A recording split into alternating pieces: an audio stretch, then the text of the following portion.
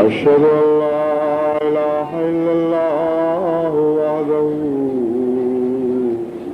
لا شريك له وأشهد أن محمدا عبده ورسوله أما بعد فأعوذ بالله من الشيطان الرجيم بسم الله الرحمن الرحيم الحمد لله رب العالمين الرحمن الرحيم مالك يوم الدين إياك نعبد وإياك نستعين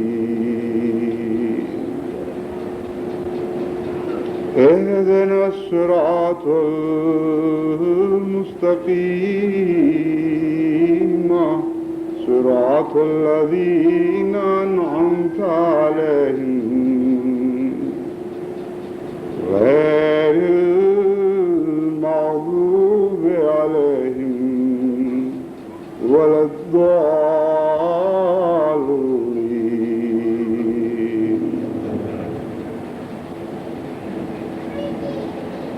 بسا اوقات ایسا ہوتا ہے کہ نظارہ تو ایک ہی ہوتا ہے لیکن نتائج مختلف اخذ کر لیے جاتے ہیں،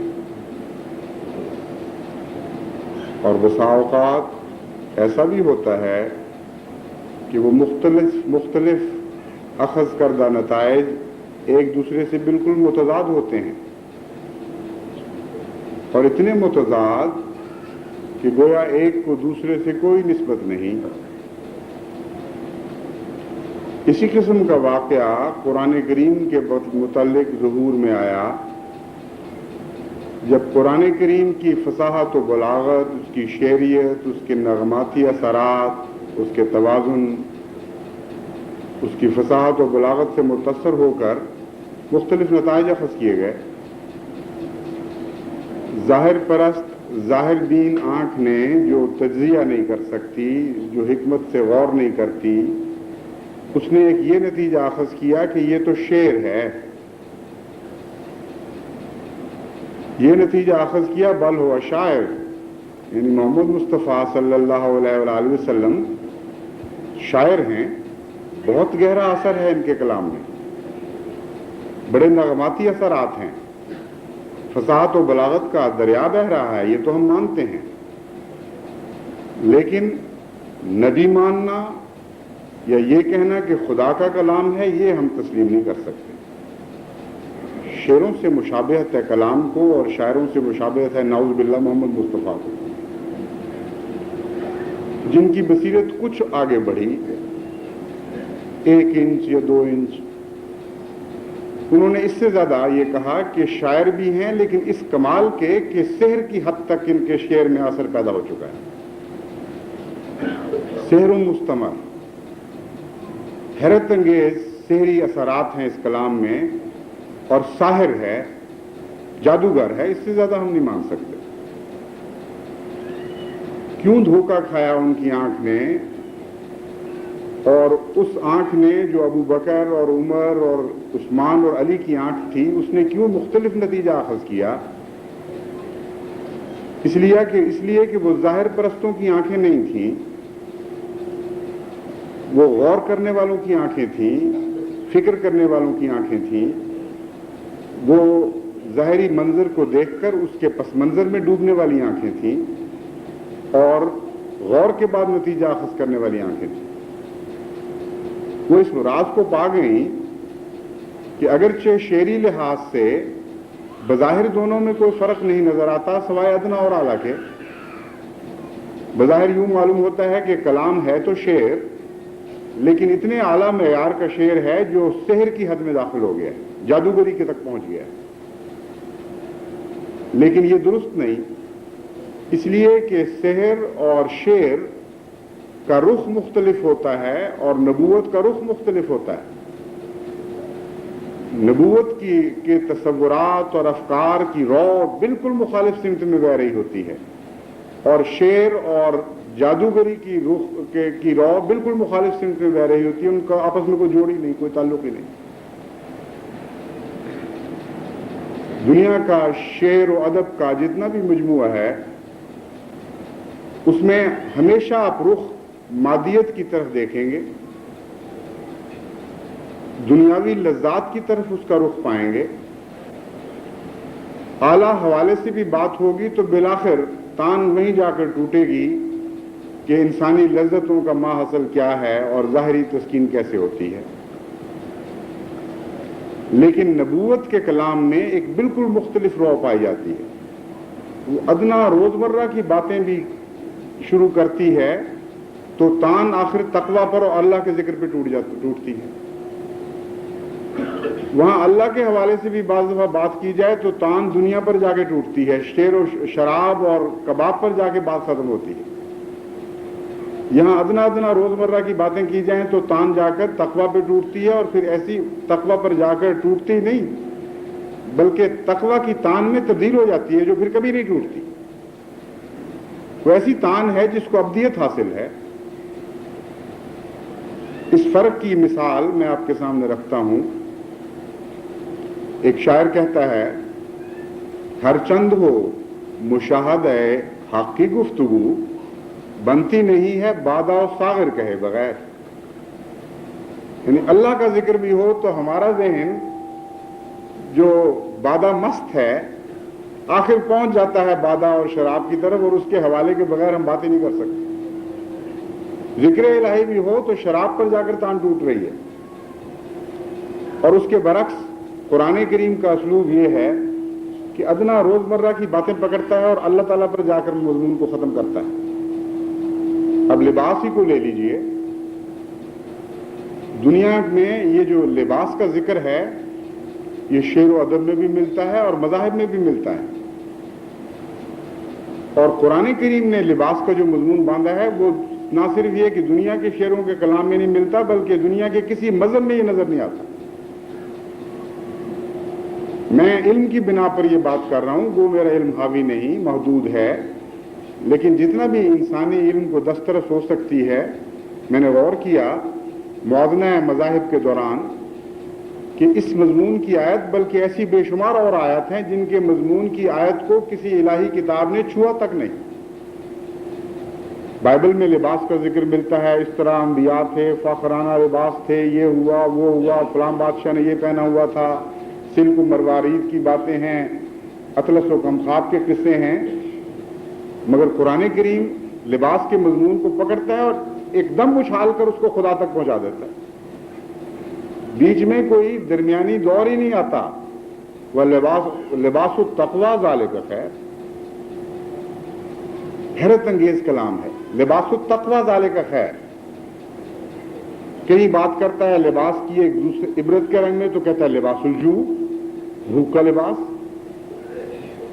یعنی ظاہری لباس نظر سے غائب ہو جاتے ہیں اور مضامین اس کی جگہ لے لیتے ہیں.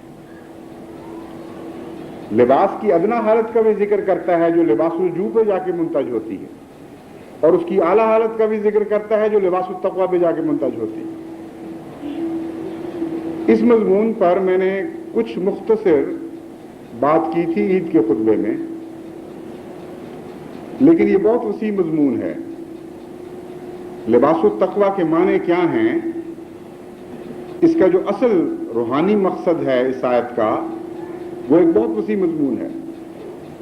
لیکن میں آپ کو یہ بتانا چاہتا ہوں کہ ہمارے ظاہری لباس سے بھی لباس التقویٰ کا ایک تعلق ہے، اور وہ تعلق فوراً تو انسان کو سمجھ نہیں آتا. اگر انسان غور و فکر کرتا رہے تو اس کی زندگی پہ پھیلے ہوئے واقعات جو ہیں ان کو مجتمع کرے، غور کرے، ڈوبے ان کی یادوں میں، تو اس کے سامنے یہ مضمون ابھر جائے گا کہ عام لباس میں بھی انسان روزمرہ آزمایا جاتا ہے تقویٰ کے بارے میں، اور مختلف حالتوں میں تقویٰ کا مضمون بھی بدلتا رہتا ہے. کبھی یہ دین کی طرف لے جاتا ہے، کبھی اہم کاموں کی طرف لے جاتا ہے، کبھی اعلیٰ مقاصد کی طرف لے جاتا ہے، اور بعض دفعہ یہ مشترک ہو جاتا ہے سب قوموں میں، اور بحیثیت انسان تقویٰ کی بات کرتے ہیں تو اور معنی بن جاتے ہیں. کبھی یہ الہی رنگ پکڑتا ہے تو تقویٰ کا مضمون اور ہی شان میں داخل ہو جاتا ہے. لیکن صرف ظاہری لباس کے حوالے سے بھی بات کی جائے تو بڑا پیارا مضمون بنتا ہے، بڑا گہرا اور تفصیلی ہے، جس کا دائرہ ساری زندگی پہ محیط ہے. اس ضمن میں اپنے بچپن کے تجارب سے ان کے حوالے سے بات کروں گا. ایک ایک واقعہ چھوٹا چھوٹا چنا ہے یہ آپ کو بتانے کے لیے کہ اگر آپ بیدار فکر کے ساتھ غور کریں تو ہر چیز میں کچھ نہ کچھ نصیحت آپ کو ملتی چلی جائے گی. باتیں ادنا سی چھوٹی چھوٹی ہیں بالکل، لیکن ان کے اندر سبق گہرے ہیں اور سب میں تقویٰ کا سبق مل رہا ہے. بچپن کی بات ہے، ہمارے حضرت خلیفۃ المسیح ثانی رضی اللہ تعالیٰ عنہ کا رواج یہ تھا، گھر میں دستور تھا کہ بہت سادہ زندگی تھی، بہت تھوڑا دیتے تھے بیوی بچوں کو اور توجہ زیادہ دلاتے تھے چندوں کی طرف. سادہ، بالکل اتنی سادہ زندگی کہ کپڑے بعض دفعہ سی کے بھی اس قابل نہیں ہوتے تھے کہ پہن کے انسان اسکول جائے. چنانچہ مجھے یاد ہے کہ ایک دفعہ شلوار تھی، قمیض نہیں تھی، اور اسکول جانا تھا. اور میرے بہن بھائی اب تک یاد کر کے بہت ہنستے ہیں اس بات لطیفے پر کہ میں نے اس خیال سے کہ اسکول مس نہ ہو اچکن خالی بدن پہ پہن لی، یعنی شلوار اور اچکن. اب میری آزمائش مقدر تھی، وہاں جب گیا تو پی ٹی کی گھنٹی آئی اور استاد نے جب مجھے اچکن میں دوڑتے دیکھا تو بڑا حیران ہوا. اس نے کہا پاگل ہو گیا ہے، اس کو ذرا بلاؤ، ادھر نکالو باہر. اس نے کہا اچکن اتارو اور پی ٹی کرو. اچکن کون سا لباس ہے پی ٹی کا؟ میں نے کہا نہیں، آپ کی بات سر آنکھوں پر، لیکن اچکن اتار کے میں نے نہیں پی ٹی کرنی. وہ تھوڑی سی ذرا چھینا جھپٹی ہوئی، انہوں نے میرے گریبان پہ ہاتھ ڈالا، میں نے ان کی خوشامد کی کہ چھوڑ دیں اس بات کو، لیکن بٹن دو کھولے، ان کو سمجھ آ گئی بات کی. انہوں نے کہا ٹھیک ہے تم بیٹھے رہو. تو مجھے یہ خیال آیا کہ اعلیٰ مقاصد کے رستے میں لباس حائل نہیں ہونا چاہیے. جو لباس اعلیٰ مقاصد کے رستے میں حائل ہو جاتا ہے وہ تقویٰ کے خلاف ہے. اور اس ضمن میں مجھے اس لحاظ سے صرف لطف آیا کہ ایک موقع پر خدا نے مجھے کامیاب بھی کر دیا. پھر خیال آیا کہ ناکامیوں کے بھی تو بہت سے مواقع ہیں، ان کی طرف دھیان گیا تو کالج کے زمانے کی بہت سی باتیں یاد آئیں. بعض دفعہ وہ حضرت مسلم موعود کا ذکر میں ساتھ ساتھ کر رہا ہوں محبت کے انداز میں تاکہ حضور کی طرف دعاؤں کے لیے توجہ پیدا ہو. بظاہر مضمون سے انحراف ہے لیکن پھر واپس میں اسی طرف آ جاؤں گا. حضرت صاحب سادگی کا معیار تو رکھتے تھے لیکن مہمان نوازی کے بہت اعلیٰ معیار کے قائل تھے. ہماری والدہ بھی مہمان نواز تھیں لیکن ایک فطری رنگ میں. حضرت مسیح موعود علیہ الصلوۃ والسلام کی براہ راست تربیت تو ان کو حاصل نہیں تھی نا، لیکن حضرت مسلم موعود کو ایسی گہری تربیت حاصل تھی اصولوں کی کہ آپ کی مہمان نوازی کا معیار بہت بلند تھا. چنانچہ بارہا میری موجودگی میں ایسے واقعات ہوئے کہ آپ نے سبق دیے میری والدہ کو کہ یہ مہمان نوازی کا یہ بھی تقاضا ہوتا ہے، یہ بھی تقاضا ہوتا ہے. چنانچہ وہ کوشش کرتی تھی اس رنگ میں رنگین ہو جائیں. عورتوں کو یادیں ہیں، بہت لوگوں کو یادیں ہیں، وہ سمجھتی ہیں کہ میری والدہ مہمان نواز تھی. یہ نہیں پتہ تھا کہ پیچھے ہاتھ کون سا کام کر رہا تھا، کون سیکل کر رہا تھا ان چیزوں کو. ایک دفعہ کی بات ہے، حضرت صاحب تشریف لائے اور کہا کہ فلاں چیز دی تھی میں نے، وہ ہے، مہمان آ گئے ہیں. امی نے کہا کہ نہیں وہ تو ختم ہو گئی، کچھ لاؤ، مہمان آئے ہوں گے. انہوں نے کہا اس وقت تو کچھ بھی نہیں. انہوں نے کہا پھر ایک بات آئندہ سے یاد رکھنا کہ جن گھروں میں اچانک آنا جانا ہو وہاں مہمان نوازی کا تقاضا یہ ہے کہ ہمیشہ کچھ پس انداز کر کے رکھا جائے اچانک وقت کے لیے، چاہے دال روٹی ہو چاہے چنے ہوں، لیکن ایسا وقت اس گھر پہ نہیں آنا چاہیے کہ کچھ بھی نہ ہو، ورنہ پھر انسان مہمان نوازی کے تقاضے پورے نہیں کر سکتا۔ کیونکہ یہ تربیت کا رنگ تھا، اس لیے اللہ تعالیٰ نے سارے بچوں میں، حضرت مسلم موعود کے خدا کے فضل سے ہماری بہنوں میں بھی بھائیوں میں بھی اپنی اپنی توفیق کے مطابق مہمان نوازی کا جذبہ پیدا کیا، اور یہ دیکھ کے خوشی ہوتی ہے کہ ہر ایک میں یہ مادہ موجود ہے۔ اب اس مادے کا ٹکراؤ بعض دفعہ اقتصادی حالات سے ہو جاتا ہے۔ جب ہم کالج میں تھے تو اتنا سا وظیفہ ملتا تھا کہ یا مہمان نوازی کریں یا کپڑے پہنیں، دو چیزیں اکٹھی تو نہیں چل سکتی تھی۔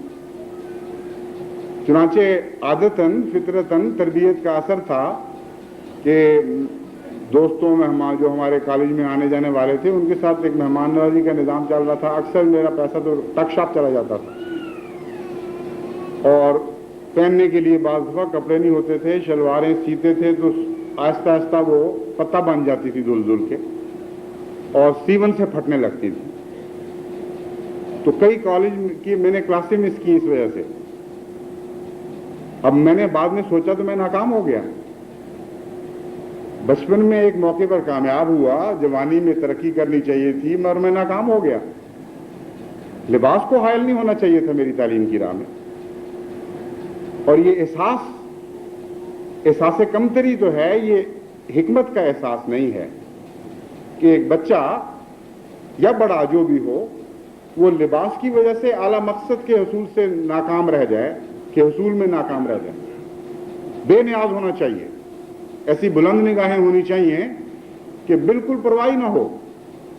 وہ نگاہیں حضرت محمد مصطفیٰ صلی اللہ علیہ وآلہ وسلم کو عطا ہوئی تھی، جن کی خاطر کائنات پیدا کی گئی۔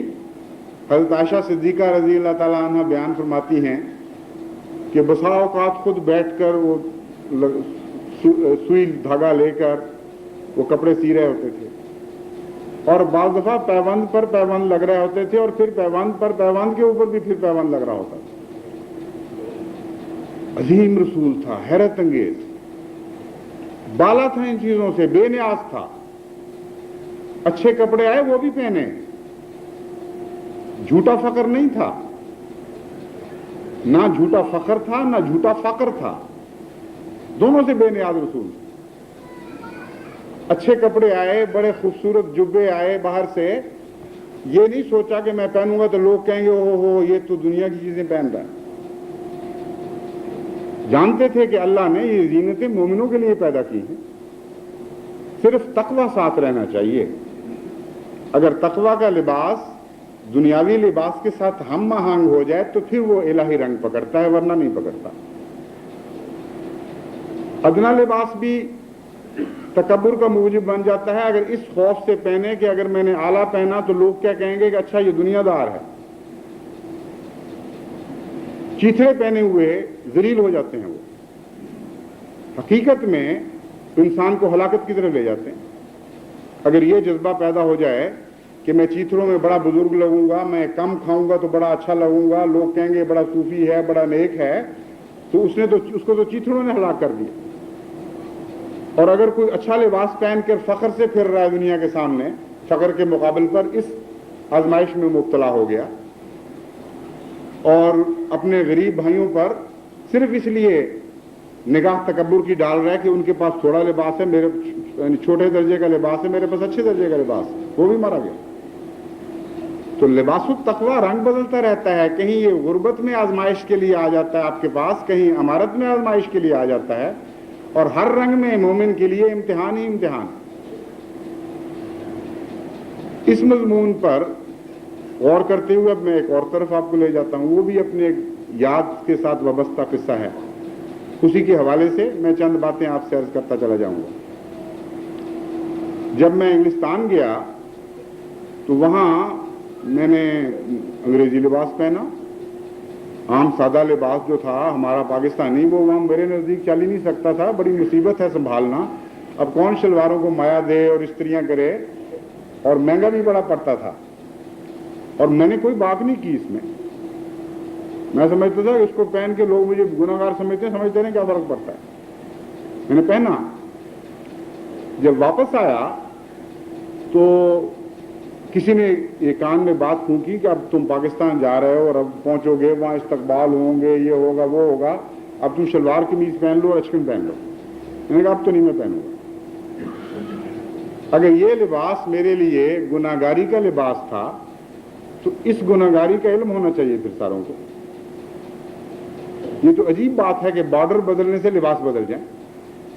یہاں برقع پہنا ہو اور جب یورپ کے سفر پر عورت جائے تو برقع یہاں چھوڑ جائے کہ بارڈر کراس نہیں کر سکتا, یا اچکن بارڈر وہاں کراس نہ کر سکے اور پتلون وہاں سے ادھر بارڈر کراس نہ کر سکے. یہ تمسخر ہو گیا, دین تو نہ ہوا. چنانچہ جب مجھے بہت لطف آیا اس بات کا آگے چل کر, جب میں ربوہ اسٹیشن پہ پہنچا تو خدام احمدی نے بڑا استقبال کیا ہوا تھا. میں قائد جو رہا ہوں وہاں کافی دیر, اور میں نے دیکھا نظریں بدل رہی ہیں. بڑا دھکا لگا بعض لوگوں کو. انہوں نے کہا انا للہ و انا الیہ راجعون. بھیجا کیا تھا, واپس کیا بن کے آیا ہے, مارے گئے ہم. بعض پچھتاتے ہوئے واپس چلے گئے کہ استقبال کی ہم نے خام کا تکلیف کی, یہ تو چیز ہی اور بن گیا ہے. اچھا بلا شلوار قمیض وہ بھی پھٹی ہی پہن کے پھرا کرتا تھا, اور اب پتلون ڈانٹی ہوئی ہے, کوٹ پہنا ہوا, ٹائی لگائی ہوئی. تو بڑے چہرے مایوس ہوئے اور مجھے بڑا لطف آیا. میں نے کہا الحمدللہ خدا تعالیٰ نے مجھے ایک جھوٹی عزت سے بچا لیا جس کی مجھے کوئی تمنا کوئی خواہش نہیں. اس کا احسان ہے. اگر مبتلا کر دیتا تو مارا بھی جاتا میں. پھر آگے مجھے خیال ہے اس سے سبق جو ملا, ایک دفعہ سندھ کا دورہ تھا, وقف جدید میں حضور نے آتے ہی مجھے لگا دیا. سندھ کے دورے پر جب گیا تو ایک بڑی بیکورڈ دنیا کے لحاظ سے جماعت اور کچھ مولویت کا اثر. ویسے تو میں عام لباس بھی پہننے لگ گیا تھا, جو مرضی کرتا تھا, مجھے اس میں کبھی فرق نہیں کیا, کیونکہ میرے نزدیک پتلون ہو, کوٹ ہو, کوئی فرغل پہنا ہو, کسی نے انڈونیشیا کی دھوتی پہنی ہو, یہ ساری بے معنی باتیں ہیں. بامعنی بات صرف ایک ہے کہ ہر لباس کے ساتھ تقویٰ رہنا چاہیے. چنانچہ وہاں میں نے جان کر پھر عمدن ان کو ذرا چھیڑنے کے لیے اپنا بہترین سوٹ نکالا اور ٹائی پہنی, اور وہاں ان کے پاس پہنچا تو مجھے آج تک شوق یاد ہے جو دھکے لگے ان کی نظروں کو. بعض تو استغفار کرتے ہوئے وہاں سے نکل گئے واپس کہ یہ واقعہ کیا ہو گیا ہے. اور رفتہ رفتہ پھر سمجھایا گیا مختلف رنگ میں, آہستہ آہستہ آتیں پڑیں, کچھ حوصلے وسیع ہوئے. لیکن یہ نتیجہ اس کا کیا نکلتا ہے؟ نتیجہ یہ نہیں نکلتا کہ آپ مجھ پر رحم کریں کہ جی ہو میں بچپن میں تو اس طرح رہا کرتا تھا, مجھے کپڑوں کے تحفے دیں. یہ نتیجہ بالکل نہیں نکلتا. اگر کوئی یہ نتیجہ نکالتا ہے تو بڑی بیوقوفی کرتا ہے. کوئی تحفہ نہیں آنا چاہیے. زیادہ سے زیادہ یہ نتیجہ نکلتا ہے کہ جب آپ مسجدوں میں جائیں, اپنے غریب بھائیوں کو دیکھیں, ظاہری لباس سے بیاری جو ان کے لیے کافی نہ ہو, تو ان کی ہمدردی کریں, ان کو لباس پہنیں, کیونکہ ہر لباس کے بدلے آپ کو تقویٰ کا لباس مل رہا ہوگا, آپ کو اللہ کی محبت کا لباس مل رہا ہوگا. تو وہ لباس ایک ایسا لباس ہے جو مادی لباس سے مستغنی بھی ہے اور اس کے ساتھ تعلق بھی جوڑ لیا کرتا ہے کبھی کبھی. خدا کی رضا کی خاطر اپنے غریب بھائیوں کی خدمت کریں, عیدوں پر ان کو اچھے کپڑے پہنائیں, ان کی سردیوں کے کپڑوں کا انتظام کریں, یہ نتیجہ نکلتا ہے. دوسرا یہ بھی نتیجہ نہیں نکلتا کہ جو شخص بظاہر لباس سے مستغنی ہے وہی نیک ہے. یہ بھی بالکل جھوٹ ہے, کیونکہ تقویٰ کا لباس ظاہری نہیں, وہ اندر گھسا ہوا ہے. یہ عجیب و غریب بات ہے. تقویٰ کا چونکہ روح سے تعلق ہے, اس لیے لباس نام ہونے کے باوجود یہ نظر نہیں آتا. یہ روح کے گرد لپٹی ہوئی چیز ہے کوئی جو باطن میں ہے. اس لیے اگر آپ نے ظاہری لباس پر بنا کی تو یہاں بھی آپ دھوکہ کھا جائیں گے. ہزار دفعہ صوفی منش بزرگ نظر آنے والے لوگ خدا کی نظر میں ہو سکتا ہے متقی نہ ہوں. ہزار دفعہ ایسا بھی ہوگا کہ بظاہر لباس بڑے فاخرانہ ہیں, دنیا داری کے نظر آتے ہیں, اچھے کپڑے, قیمتی کپڑے پہنے ہوئے ہیں, اور فی الحقیقت ان کے اندر تقویٰ موجود ہے. ایسا ہی واقعہ حضرت سید عبد القادر جیلانی کے ساتھ ہوا. کتنا بڑا مقام ہے آپ کی ولایت کا, اتنا عظیم الشان مقام کہ حضرت اقدس مسیح موعود علیہ الصلوۃ والسلام نے اس کی تصدیق فرمائی اور بڑی محبت کا اظہار فرمایا. اور ان کے متعلق آتا ہے کہ بڑا فاخرانہ لباس پہنا کرتے تھے, یعنی دنیا جس کو فاخرانہ سمجھتی ہے. بڑے قیمتی جوڑے, بہت اعلیٰ قسم کے سجے ہوئے, اور اوپر سجاوٹیں ہیں دنیا کی جو کی ہوتی ہیں, ہاتھ کی زینتیں, وہ سب سجی لگائی ہوئی ہوتی تھی اس کے اوپر. تو کسی مرید نے اپنی لا علمی میں یہ سوال کر دیا کہ حضرت آپ اتنے بزرگ ہو کہ لباس کیوں اچھا پہنتے؟ انہوں نے کہا اچھا کیا تم نے پوچھ لیا, بدزنی نہیں کی. میں خدا کی قسم کوئی جوڑا نہیں پہنتا جب تک میرا خدا مجھے نہیں کہتا کہ عبد القادر اٹھ اور یہ کپڑے پہن. میں بے نیاز ہوں ان کپڑوں سے. میرے مولا کی یہ بھی نظر ہے دنیا کو سبق دینے کی کہ زینتیں جو ہیں, کل من حرم زینت اللہ التی اخرج لعبادہ من الطیبات ومن الرزق قل ہے للذین آمنوا فی الحیات الدنیا خالصۃ یوم القیامہ. ایک یہ بھی سبق ہے. کون ہے جس نے خدا کے بندوں پر زینتوں کو حرام کر دیا؟ کہہ دے یہ تو مومنوں کے لیے پیدا کی گئی ہیں اس دنیا میں, اور آخرت میں خاص ان کے لیے ہو جائیں گے. دنیا میں اور بھی شریک ہیں. بس جس طرح حضرت صلی اللہ علیہ وآلہ وسلم کی ایک شان تھی, کبھی نہایت ہی پیارا قیمتی لباس بھی آپ نے پہنا جب باہر سے تحفے آئے, اور سادہ کپڑوں میں بھی پہنا پھرے, نہ اس پر شرمندگی کا احساس ہوا نہ اس پر فخر کا. بالا ہو گئے, مستغنی ہو گئے.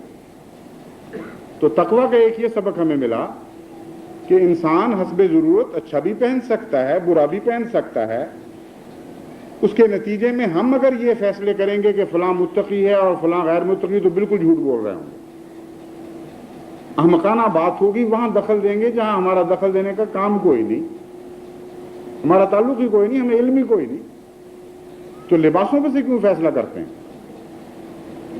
یہ وہی مضمون ہے جس کے متعلق اللہ تعالیٰ نے آخر توجہ دلائی کہ وَلَا تُزَكُّوا أَنفُسَكُمْ هُوَ أَعْلَمُ بِمَنِ اتَّقَىٰ. ہم تقویٰ تو کہتے رہتے ہیں بار بار. تم کہیں اس دھوکے میں مبتلا نہ ہو جانا کہ فیصلہ تم سے ہم لیں گے کون متقی بندہ اور کون غیر متقی. یہ اللہ ہی صرف جانتا ہے. هُوَ أَعْلَمُ, وہی بہتر جانتا ہے من اتقیٰ کہ تم میں سے متقی کون ہے. کیونکہ تقویٰ کا لباس آنکھ سے نظر نہیں آ سکتا.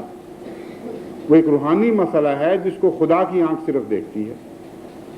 بس اس پہلو سے ہمیں یہ بھی سبق ملا کہ لباس کو دیکھ کر ہم فیصلوں میں جلدی نہ کیا کریں. محض لباس کو دیکھ کر اگر فیصلے کریں گے تو بسا اوقات ٹھوکر کھائیں گے, اور بعض دفعہ ٹھوکر نہیں بھی کھائیں گے تو گناہ میں مبتلا ہو جائیں گے, کیونکہ خدا نے ہمیں مقرر نہیں فرمایا اس کام کے لیے. لباس اور تقویٰ کا ایک اور بھی تعلق ہے. اسی سے سبق ملتا ہے حضرت صلی اللہ علیہ وآلہ وسلم کی اسوہ حسنہ سے کہ لباس انسان کا غلام بنا رہتا ہے اور بحیثیت غلام استعمال ہونا چاہیے. انسان کا آقا نہیں بننا چاہیے. اور یہ جو مسلک تھا حضور صلی اللہ علیہ وآلہ وسلم کا, یہ بھی قرآن پر مبنی ہے. قرآن کریم کہتا ہے سخر لکم ما فی السماوات و ما فی الارض, جو کچھ بھی زمین و آسمان میں ہے ہم نے تمہارا غلام بنایا ہے. اے بنی نوع انسان, تمہارا نوکر بنا کے رکھا ہوا ہے. اگر تم اس کی عبادت کرنے لگ جاؤ یا اپنے اوپر حاوی اس کو کر لو تو یہ شرک ہی شرک ہے. اپنے نوکر کی عبادت کرو گے, اپنے نوکر کے غلام بن جاؤ گے تم. کتنی حماقت ہے, کتنی بے وقوفی ہے. گھاٹے کا سودا ہے سارے کے ساتھ. اس کی عبادت کرو, اس کے غلام بنو جس نے تمہارے لیے ان چیزوں کو بطور غلام, بطور ایک نوکر, ایک چاکر کے طور پر مسخر کیا ہوا ہے.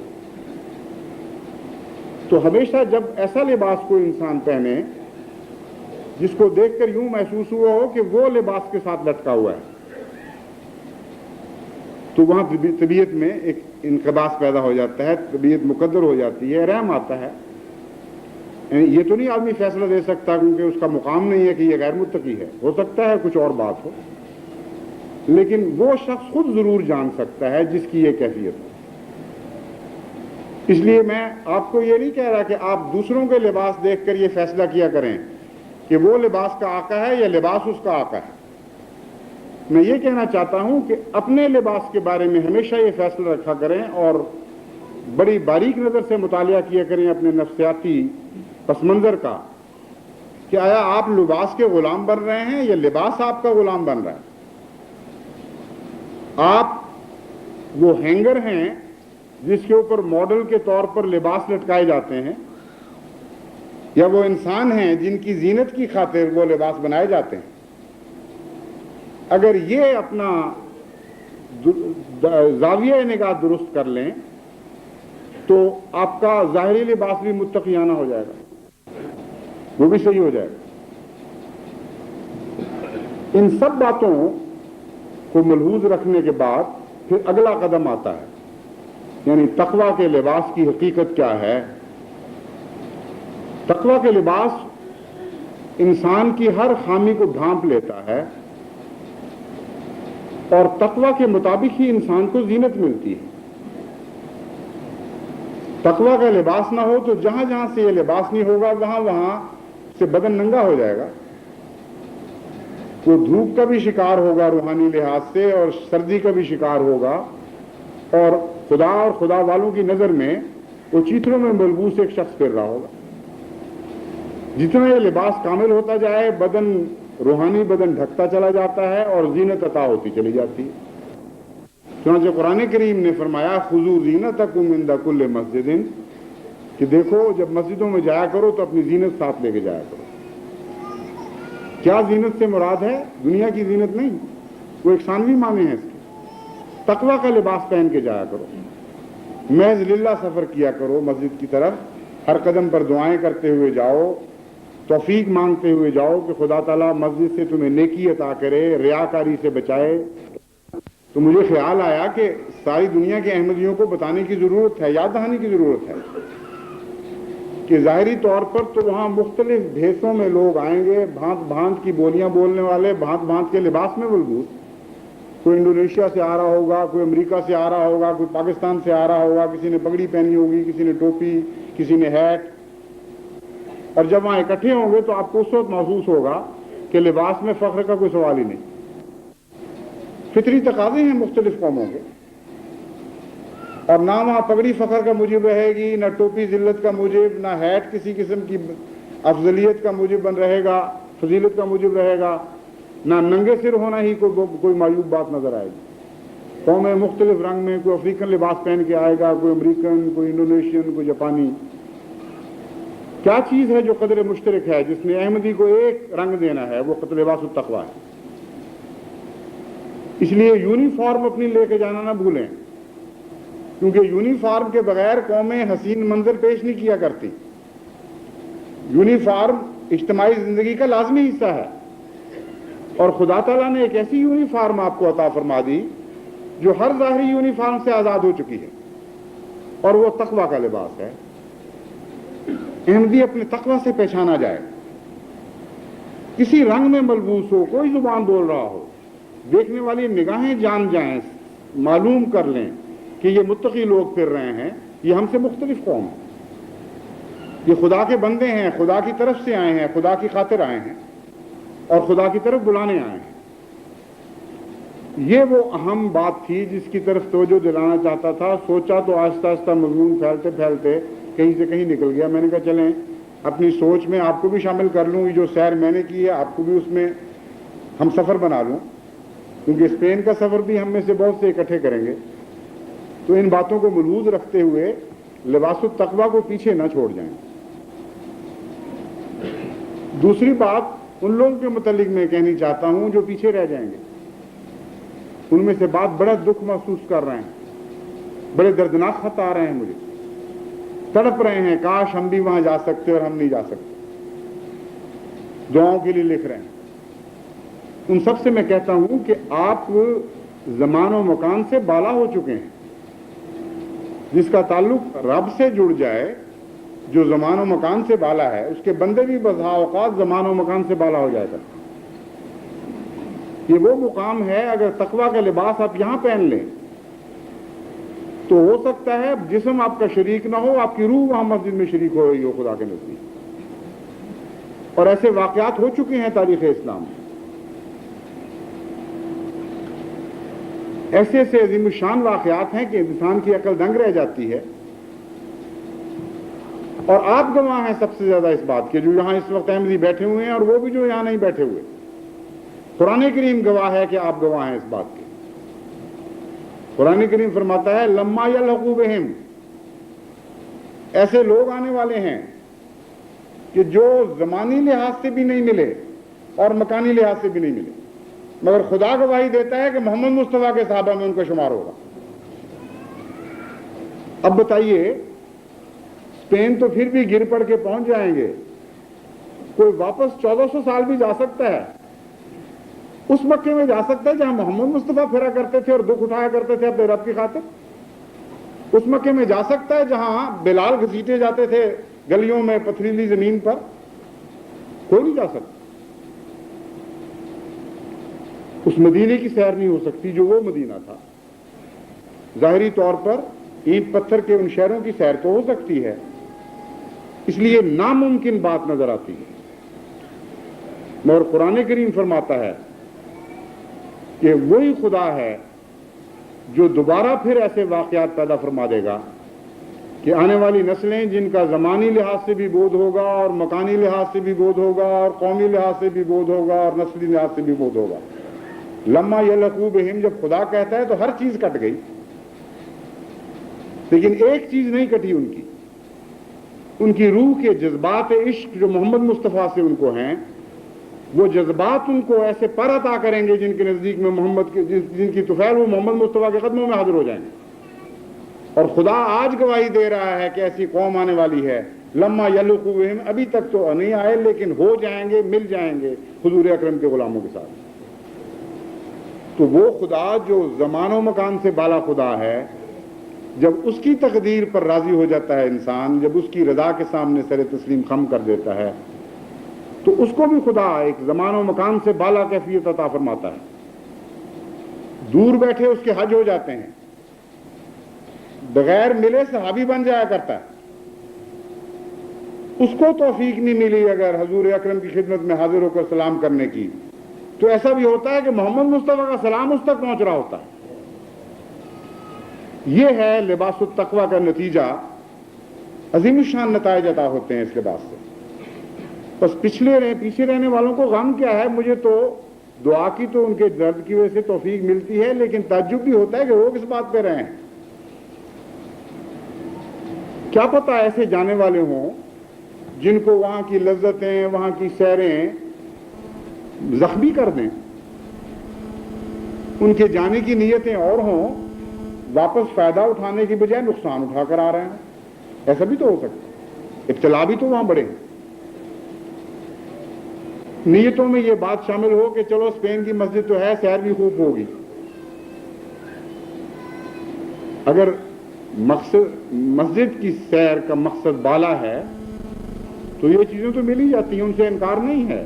سیر بھی ہوتی ہے مومن کی، لیکن مقصد اول کیا ہے جو حاوی ہے زندگی پر؟ بعض دفعہ انسان کو پتہ نہیں چلتا، ٹھوکر کھا جاتا ہے، اس میں خلط ملط کر دیتا ہے دوسرے جذبات کو، اور سارے کا سارا رجحان تباہ ہو جاتا ہے. وہ رخ صحیح نہیں رہتا جس رخ کے تابع انسان قبلے کو پہنچا کرتا ہے.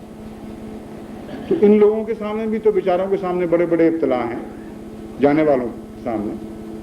آپ کے سامنے وہ ابتلا تو نہیں. آپ کے بھی لیے درد ہے اور درد کی دعائیں ہیں، اگر خدا ان کو قبول کر لے تو آپ شامل ہو جائیں گے. وہ واقعہ آپ نے بارہا سنا ہے، تذکرۃ الاولیاء میں لکھا جانے والا واقعہ جس کو حضرت مسلم موعود نے بھی بارہا بیان فرمایا. وہ اسی مضمون کی تشریح کرتا ہے. کہتے ہیں ایک دفعہ ایک ولی، بہت بڑے بزرگ تھے، ان کو حج کی توفیق ملی. رویا میں دیکھا کہ فرشتے باتیں کر رہے ہیں کہ اس دفعہ کسی کا آنے والے کا تو حج ہوا نہیں، ہاں فلاں شخص کا ہوا ہے جو نہیں آیا، اور اس کے طفیل خدا تعالیٰ نے بعض آنے والوں کے حج بھی قبول کر لی. یہ حیرت انگیز واقعہ جو سنا انہوں نے، تو انہوں نے اس فرشتے سے پوچھا کہ تم کیا قصہ کر رہے ہو؟ میرا بھی نہیں ہوا۔ نے کہا نہیں ہوا ہے لیکن تمہاری وجہ سے نہیں، ایک ایسا ہے حاجی خدا کی نظر میں جو آیا نہیں ہے، اور اس کا حج اتنا پیارا لگتا ہے اللہ تعالیٰ کو کہ اس کے صدقے اس نے بہت سارے دوسرے حاجیوں کے بھی حج قبول کیے، مگر ذاتی فیض نہیں ہے ان کا یہ۔ اس نے کہا وہ کیا کون شخص ہے؟ اس نے کہا پتہ ہم تمہیں بتا دیتے ہیں، اس سے آپ ہی جا کے پوچھ لو۔ چنانچہ رویا میں ہی اس شخص کا پتہ بتایا گیا، وہ ایک موچی تھا، بصرہ یا کوفہ یا کسی شہر میں بسنے والا، اور وہ ان کو یاد رہا پتہ۔ وہ گئے اس گاؤں اس شہر میں، وہ محلے کی تلاش کی، اس کے گھر کا دروازہ کھٹکھٹایا اور زیارت سے اپنی آنکھیں سیر کی اور عرض کیا کہ اے خدا کے بندے، وہ کیا بات ہے تجھ میں جو خدا کو اتنی پسند آئی کہ تیرا حج قبول ہو گیا؟ اس کی حالت زار ہو گئی کہ میں تو جا نہیں سکا، میرا حج کیسے قبول ہو گیا؟ اس نے کہا مجھے خدا نے بتایا ہے، مجھے تیرا پتہ خدا نے بتایا ہے، مجھے یہ بات بتا جو مجھے نہیں بتائی گئی کہ یہ کیا واقعہ ہے۔ اس نے کہا مجھے تو صرف اتنا پتہ ہے کہ بڑا لمبا عرصہ میں نے بچوں کے پیٹ کاٹے، خود غربت میں گزارا کیا اور حج کے شوق میں پیسے جمع کیے، اور اس کی وجہ سے بعض دفعہ ہفتوں گوشت نہیں پکتا تھا گھر میں، ہم اسی طرح گزارا کرتے تھے کہ میرا شوق پورا ہو جائے حج کا۔ ایک دن ہمسائے سے خوشبو آئی گوشت کی، گوشت پکنے کی بڑی اچھی مہک اٹھی، اور بھوکے کو تو اور بھی یہ خوشبو اچھی لگتی ہے۔ میری بیوی نے کہا کہ دیکھو مانگنا برا ہے ٹھیک ہے، لیکن ہمسائیگی کا بھی تو حق ہے نا، اللہ تعالیٰ نے قائم فرمایا، تم دروازہ کھٹکاؤ اور ان کو کہو کہ میرے بچے بھی ایسے ہیں جو بھوکے ہیں، تم ان کے لیے تھوڑا سا گوشت دے دو، اس لطف میں شریک ہوں گے ہم، خدا تمہیں جزا دے گا۔ وہ شخص ہمسایہ باہر نکلا اور جب اس سے یہ کہا گیا تو اس نے بڑی لجاجت سے کہا کہ آپ مجھ سے یہ کام نہ کروائیں، کچھ نہ پوچھیں۔ یہ سمجھے کہ شاید تک جان کے اوائڈ کرتا ہے، اس بات کو ہٹانا چاہتا ہے، گوشت سے بچنا چاہتا ہے۔ اس نے پھر کہا کہ بھائی اب میں مانگ بیٹھا ہوں، میری عزت رکھ لو، دے دو مجھے کچھ، کیا حرج ہے؟ اس نے کہا میرے لیے حلال ہے، تمہارے لیے حرام ہے، اس لیے نہیں دے رہا۔ کہ یہ کیسے ہو سکتا ہے ایک مومن کے لیے حلال ہو، ایک مومن کے لیے حرام ہو؟ اس نے کہا ہو کیوں نہیں سکتا، قرآن کہتا ہو سکتا۔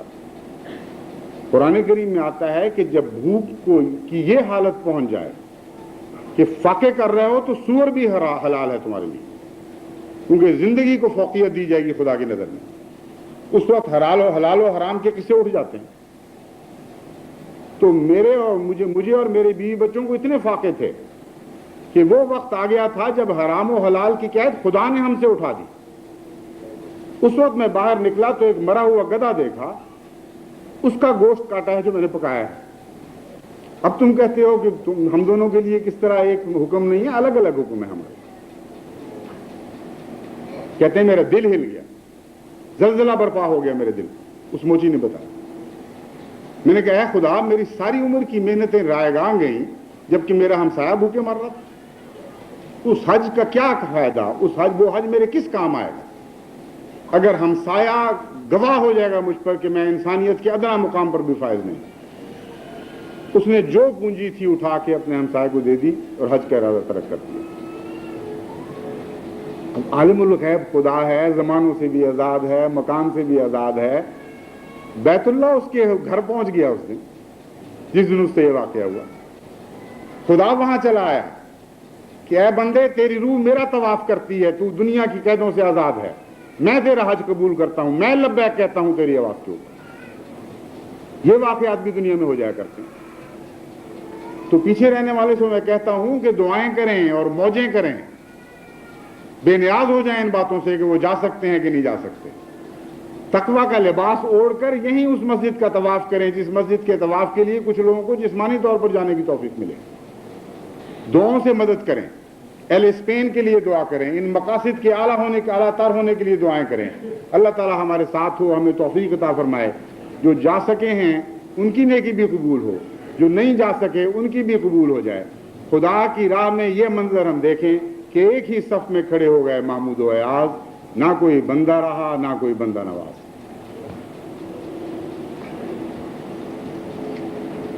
अल्हम्दुलिल्लाहिल्लज़ी नहमदुहु व नस्तईनुहु,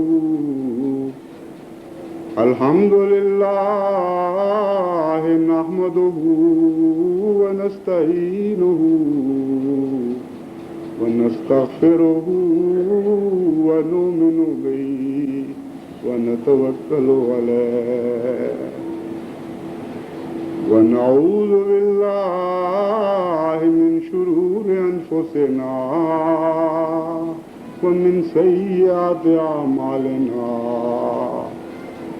वमन यहदिहिल्लाहु फला मुज़िल्ल लहु वमन युज़लिल्हु फला हादिय लहु, ونشهد أن لا إله إلا الله وحده لا شريك له، ونشهد أن محمدا عبده ورسوله. جیسا کہ امیر صاحب نے اعلان فرمایا تھا، جماعت کراچی کی طرف سے میرے بڑے بھائی مکرم محترم صاحبزادہ مرزا ظفر احمد صاحب نے مجھے توجہ دلائی کہ موقع ایسا ہے کہ بہت سے لوگوں کو خواہش ہوگی کہ ہم بھی دستی بیعت کر لیں، تو آپ جمعے کے بعد وقت دے دیں. میں نے ان سے جزاک اللہ کہا، آپ نے بڑی اچھی طرف توجہ دلائی نیکی کی طرف. تو ان سے میں نے گزارش کی تھی کہ وہ امیر صاحب سے جا کر بات کر لیں، چنانچہ اسی کے نتیجے میں ابھی امیر صاحب نے اعلان کیا ہے. تو بیعت کے وقت جیسا کہ بیان کیا گیا ہے، صفوں میں ہی بیٹھے رہیں. زیادہ سے زیادہ ہاتھ رکھنے کے لیے اگر تھوڑا سا آگے سے رکھنا پڑے تو وہ تو مجبوری ہے، لیکن نظم و ضبط کے ساتھ، خاموشی کے ساتھ اسی طرح بیٹھے رہیں جس طرح ربوہ میں بیعت ہوئی تھی. ایک ادنا سی بھی بد نظمی نہیں ہوئی، پورے کے پورا مجمع باہر بھی اور اندر بھی اسی خاموشی سے بیٹھا رہا اور ہاتھ رکھ دیے ایک دوسرے کی پیٹھ پر. اور پھر یہاں جسمانی رابطے کے اظہار کے لیے، ورنہ اصل رابطہ تو قلب کا خدا سے ہوا کرتا ہے، اس میں جسمانی اظہار رابطے کی ضرورت نہیں. مگر یہ بھی سنت اولیاء اور سنت انبیاء ہے، اس لیے ہم اس سنت کو اختیار کرتے ہیں. یہ میں اس لیے وضاحت کر رہا ہوں کہ بچے بھی ہوتے ہیں، نئی نسل، نئے آنے والے بھی ہیں، ان کو حکمت سمجھ آ جائے کہ ہم بدن کے واسطے پر اس لیے زور نہیں دے رہے کہ گویا بدن کے رستے سے خلوص بہتا ہے، بلکہ اس لیے کہ ہمارے بزرگوں کی، ہم انبیاء علیہ السلام کی یہ سنت ہے کہ ظاہری رابطہ بھی قائم کر لیا کرتے ہیں. حضرت مسیح موعود علیہ السلام جب بیعت لیا کرتے تھے تو یہ مناظر صحابہ بیان کرتے ہیں کہ جو نہیں پہنچ سکتے تھے وہ پگڑیاں کھول کر پھینک دیا کرتے تھے کہ پگڑی کے راستے سے تعلق قائم ہو جائے. تو اسی سنت کی پیروی میں ہم یوں کریں گے، ورنہ میرے جسم سے ذاتی رابطہ جو ظاہری ہے اس کے کوئی معنی نہیں ہے. ویسے سنت ابرار ہی ہے جو معنی پیدا کرتی ہے ان چیزوں میں. تو پھر ہم انشاءاللہ بیعت کریں گے اور نماز کے بعد، اور اس کے بعد دعا ہوگی، پھر رخصت ہوگی. عباد اللہ رحمکم اللہ، ان اللہ یامر بالعدل والاحسان وایتاء ذی القربى وینہی عن الفحشاء والمنکر والبغی یعظکم لعلکم تذکرون. اذکروا اللہ یذکرکم وادعوہ یستجب لکم ولذکر اللہ اکبر.